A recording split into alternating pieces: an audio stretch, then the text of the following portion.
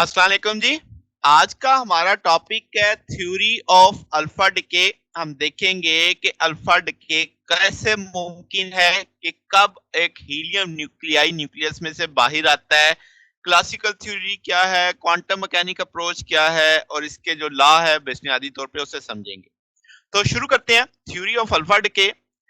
पहली तो ये बात समझनी है कि न्यूक्लियाइड डिके क्यों करता है, वजह रीजन क्या है। तो वहां पे दो तरह की फोर्सेस का हमने जिक्र करना है। एक है अट्रैक्टिव फोर्सेस जो न्यूक्लियन पे लगती है, शॉर्ट रेंज की होती है, यानी जो बाइंडिंग एनर्जी होती है ना न्यूक्लियस की वो प्रोपोर्शनल होती है किसके, मैस नंबर के, जितने न्यूक्लियन उसको जोड़ के रखते हैं।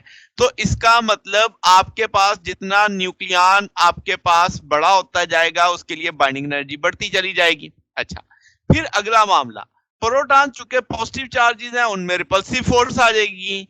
तो अब ये अनलिमिटेड रेंज की है, यानी as compare to attractive force की बात हो रही है, वैसे नहीं बात, यानी इन जनरल वैसे नहीं समझना कि अनलिमिटेड रेंज है। तो टोटल आपके पास जो डिसरप्टिव एनर्जी होगी न्यूक्लियस में वो प्रोपोर्शनल होगी जी स्क्वायर के।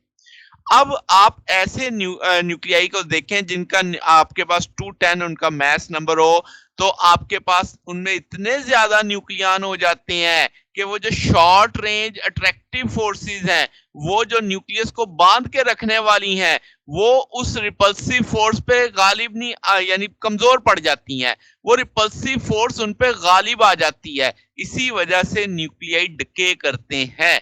ठीक होगी बात। तो अब अल्फा डिके कब होता है कि आपके पास कोई भी न्यूक्लियाई है वो अपने आप को स्टेबल करने के लिए अपना साइज कम करेगा, ठीक है, ताकि एटॉमिक नंबर उसका पीछे जा सके। आयरन सबसे ज्यादा मोस्ट स्टेबल होता है, तो वो डिके होते होते अपने आप को आयरन के करीब करीब कहीं ले जाना चाहेगा।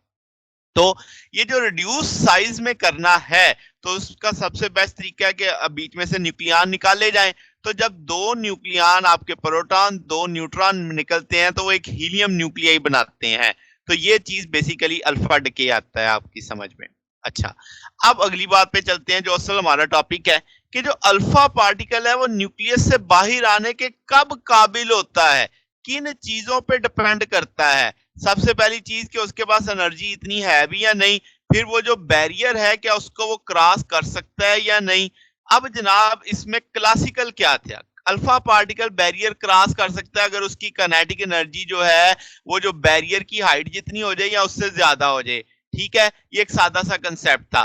तो अल्फा यानी जितने भी अल्फा मीटर न्यूक्लियाई हैं जो वैल्यू ऑफ स्टेबिलिटी में आना चाहते हैं, उनकी काइनेटिक एनर्जी जो अल्फा की है वो लेस होती है किससे, बैरियर हाइट से। तो इसका मतलब अब मिशन तो मुमकिन नहीं है, क्योंकि आपके पास उन न्यूक्लियाई के पास वो इतनी एनर्जी दे ही नहीं सकते अल्फा को कि उस बैरियर को क्या कर सके, क्रॉस कर सके। तो क्लासिकली ये मिशन मुमकिन नहीं था। ठीक है, क्यों, क्योंकि आपके पास अगर उनके पास इतनी एनर्जी भी है तो मगर बैरियर की हाइट होने के बावजूद इतनी वो वहां से क्रॉस नहीं कर सकते। अब क्वांटम मैकेनिक्स ने क्या कहा, क्वांटम मैकेनिक कहती थी कि अल्फा पार्टिकल जो रेडियो एक्टिव न्यूक्लियस में से आएगा उसको आप वेव मैकेनिक्स के कंसेप्ट से समझो, श्रोडिंगर इक्वेशन लगाओ। तो उसने कहा कि ये मुमकिन है कि अल्फा पार्टिकल उस बैरियर में से लीक हो जाए। तो अब उसकी काइनेटिक एनर्जी अगरचे कम होगी मगर वो बैरियर की हाइट से, मगर वो फिर भी वहां से प्रोबेबिलिटी है कि वो लीक हो सकता है। तो वो जो लीकिंग का कंसेप्ट है उस चीज को हम नाम देते हैं टनल इफेक्ट। ठीक है, तो अल्फा पार्टिकल जो न्यूक्लियस के अंदर में होता है वो बार बार उस सरफेस को हिट करता है, टक्कर खाता है, हत्ता कि वो वहां से एक लेकिन या कह लो पेनिट्रेशन क्रिएट कर लेता है। अब आप इस तस्वीर से अच्छे से समझ सकते हैं, ई अल्फा 1 दिखाया हुआ है, ई अल्फा 2 दिखाया हुआ है। अब यहाँ पे आप देखो तो बैरियर छोटा है, यहाँ पे देखें तो बैरियर एक तरह से बड़ा बन रहा है। तो आपकी एनर्जी जितनी ज्यादा होगी उतना आप उस बैरियर में से आपके पास पेनिट्रेशन, वो भी आपके चल के देखते हैं किन किन फंक्शंस पे डिपेंड करता है। अब आपको वेव दिखाई दे रही है, यहाँ पे भी वेव के तौर पे अल्फा पार्टिकल दे रहे हैं। अब आप देखो जब वो इस बैरियर से क्रॉस करके आया तो एम्पलीट्यूड कम हो गया, यानी एनर्जी खर्च हुई है उसकी। ठीक होगी बात। तो अब आपके पास यहाँ पे देखो ये बड़ा बैरियर था तो यहाँ पे और एम्पलीट्यूड मजीद कम हो गया, ये उसका एक तरह से दिखाया जा रहा है। अच्छा, अब हम देखेंगे कि 3 स्टेप्स के अंदर अल्फा डिके को हमने समझना है। अब आपके पास पहला स्टेप ये है कि जो पेरेंट न्यूक्लियस है जिसमें 2 न्यूट्रॉन होंगे 2 प्रोटॉन होंगे वो मिलके एक अल्फा पार्टिकल बनाएंगे। और जो डिके एनर्जी है वो अगर ज्यादा हुई बैरियर हाइट से, तो अल्फा पार्टिकल जो होगा वो यानी वहां से न्यूक्लियस से बाहर आ जाएगा। अगर उसकी डिके एनर्जी कम हुई बैरियर की हाइट से, यानी वो पेरेंट न्यूक्लियस के अंदर, तो वो आपके पास न्यूक्लियर की सरफेस तक पहुंचेगा, बार बार वहां पे टनल बनाने की कोशिश करेगा। ठीक है, सेकंड स्टेप में क्या हो जाएगा कि वो ये टनल बनाता रहेगा और हजारों कोशिशों के बाद अल्फा पार्टिकल कामयाब हो जाएगा न्यूक्लियस से बाहर आने में। ये हमारा थर्ड स्टेप है। तो ये 3 स्टेप्स के अंदर अल्फा आप समझेंगे कि इस तरीके से सरफेस से, न्यूक्लियर की सरफेस से बाहर आता है। तो अब प्रोबेबिलिटी का चक्कर आ गया कि कितने मुमकिनात हैं इन तीनों स्टेप्स के, ये अब हमने बेसिकली कैलकुलेट करना है। यही हमारा बेसिक मैथमेटिक्स है जो हमने देखना है।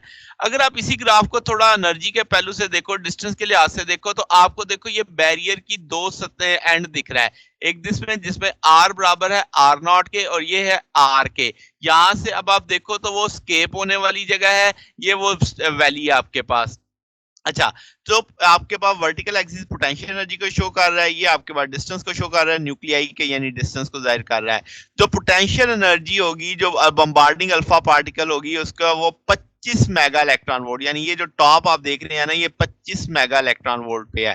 ठीक है, जो इतना यानी आप किसके इक्विवेलेंट होगी कि आपका अल्फा इतना वर्क कर ले कि वो रिपल्सिव इलेक्ट्रोस्टैटिक फोर्स पे यानी जितना हो जाएगा, जो अल्फा पार्टिकल को इन्फिनिटी से उस पोजीशन तक लाने में इस्तेमाल होगी।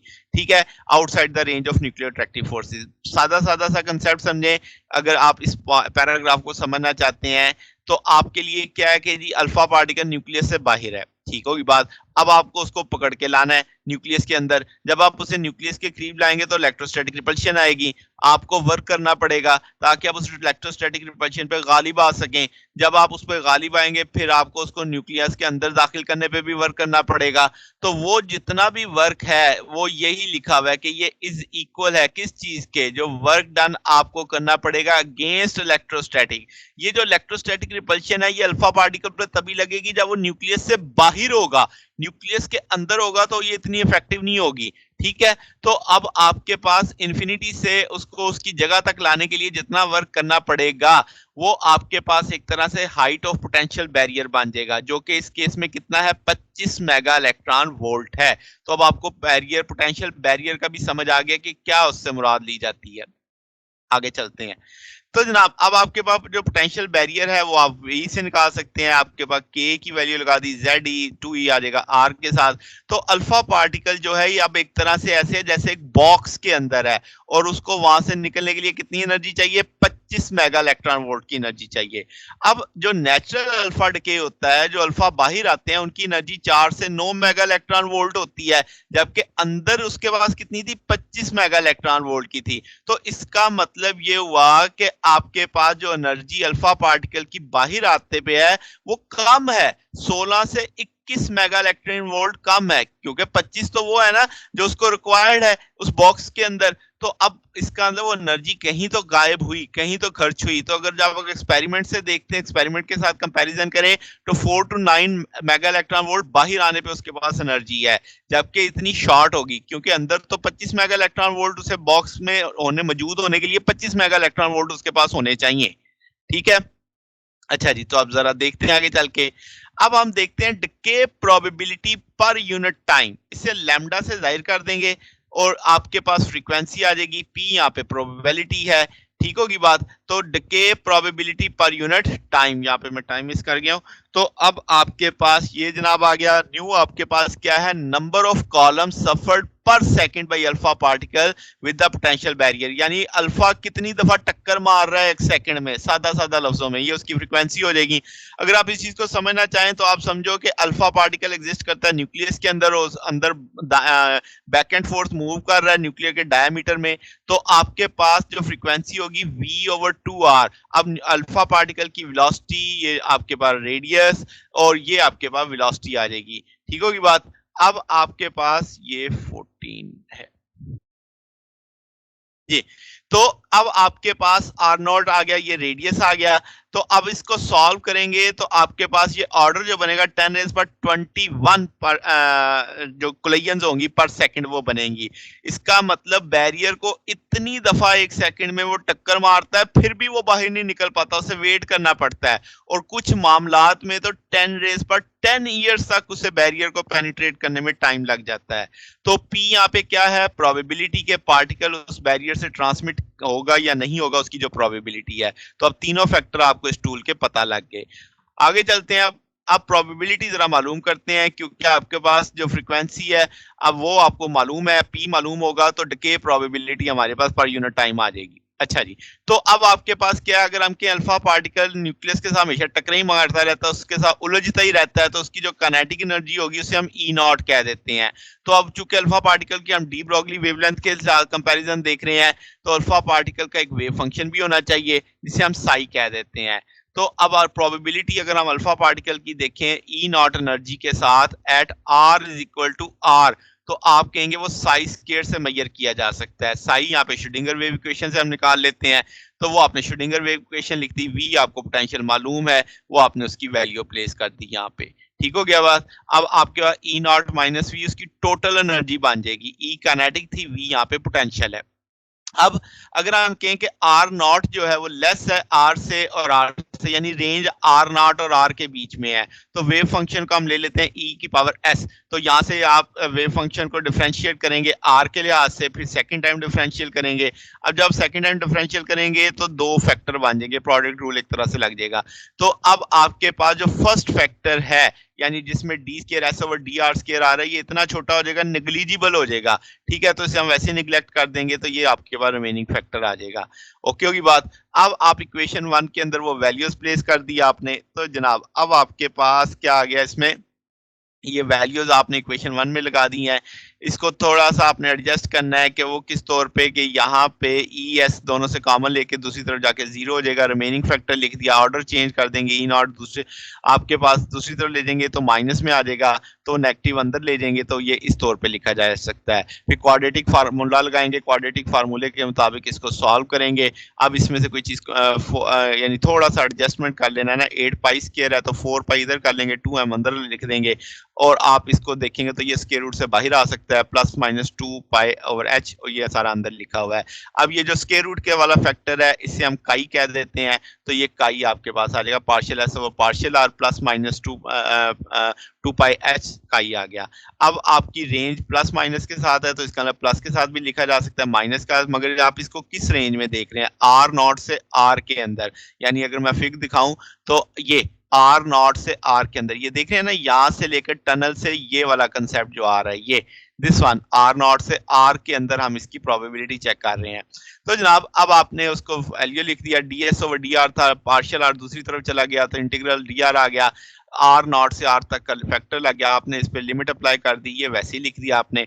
अब अगर हम कहें कि अल्फा पार्टिकल न्यूक्लियस के अंदर है, तो जो साइज आपके आर स्क्वायर था उसकी existence R equal to R पे कम होगी, बजाय इसके जो यानी किसके लिहाज से जो प्रोबेबिलिटी है R is equal to R naught के।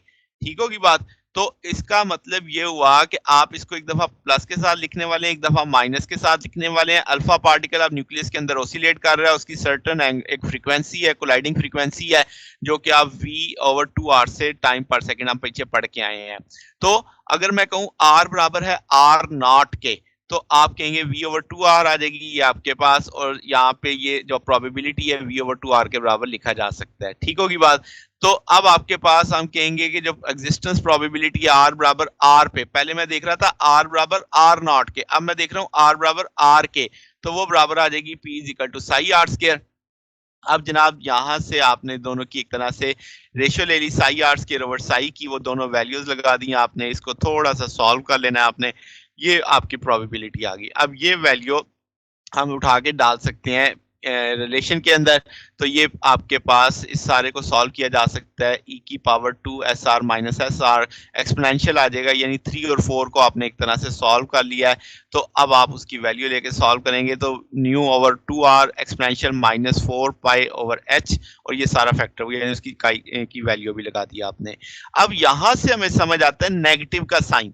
तो आपको पता चलेगा कि जो प्रोबेबिलिटी है अल्फा पार्टिकल की वो कम हो रही है, डिक्रीज हो रही है एक्सपोनेंशियली। यहाँ पे आपको इस फैक्टर से पता चलेगा, यानी आपके पास डिस्टेंस के लिहाज से वो कम होती चली जाएगी और आपके पास इसकी फिर भी r equal to R naught पे कुछ ना कुछ वैल्यू तो आएगी। तो हम कहेंगे कि अल्फा पार्टिकल जो न्यूक्लियस से बाहर आएगा टनल बनाते हुए पोटेंशियल बैरियर से, वो टनल इफेक्ट कहलाएगा। और वही इक्वेशन फार्मूला अब दोबारा वापस आ गया, पी की वैल्यू भी अब मेरे पास आ चुकी है, न्यू की वैल्यू भी है, वो वैल्यूज हमने यहाँ पे प्लेस कर दी। तो आपके पास लैम्डा प्रोपोर्शनल है किसके, एक्सपोनेंशियल टर्म के, जो डिपेंड कर रहा है यानी वेरिएबल वेरिएशन के v ओवर 2r के भी डिपेंड कर रहा है। ठीक है, तो आपके पास लैम्डा यहाँ पे इलेक्ट्रोस्टैटिक ग्रेटिंग कांस्टेंट है, यानी वो एक जो बीच में एक लाइन बननी है जो आपके जहां से अल्फा पार्टिकल ने अमिट होना है उसके बारे में। तो ये आपके पास गाइगर नटल लॉ से भी वेरीफाई हो जाती है कि आपके पास लॉग लैम्डा बराबर है a minus B G minus two over V alpha के। तो एक्सपेरिमेंटल रिजल्ट भी आपके पास यानी कंपेयर किए जा सकते हैं जो इस गाइगर नटल के थे, वो जो हकीकत में अल्फा एक्सपेरिमेंट से किया जाए तो एग्रीमेंट आता है आपके पास, यानी यही रिजल्ट्स मैच करते हैं। तो ये हमारे पास प्रोबेबिलिटी थ्योरी थी कि अल्फा पार्टिकल के डिके की। अगर आपको इसमें कोई बात पूछनी हो, डाउट हो तो नीचे कमेंट्स में पूछ सकते हैं। वीडियो अच्छी लगी हो तो वीडियो को लाइक कीजिएगा, दोस्तों के साथ शेयर कीजिएगा, चैनल को सब्सक्राइब कर दीजिएगा। अब तक के लिए इतना ही, बकिया इंशाल्लाह फिर नेक्स्ट देखेंगे। ओके, अल्लाह हाफिज।